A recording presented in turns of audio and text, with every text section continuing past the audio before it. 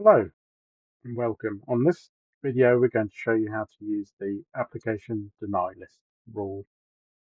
What we'll do is go to SAM Core, click on Home, then Administration.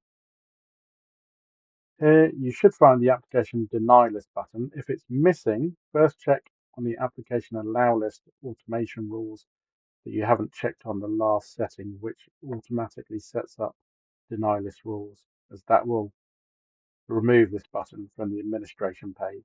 So you just uncheck that if you need to manually edit application denyList rules. Click on the button, click Add, enter a rule name, click Next, add a criteria, and then click Preview Results. This is to confirm that you are getting all the results as intended, and then click the Save button. After which you can click on Application Results again, and you'll see how many installations of each type of Internet Explorer 9 are installed.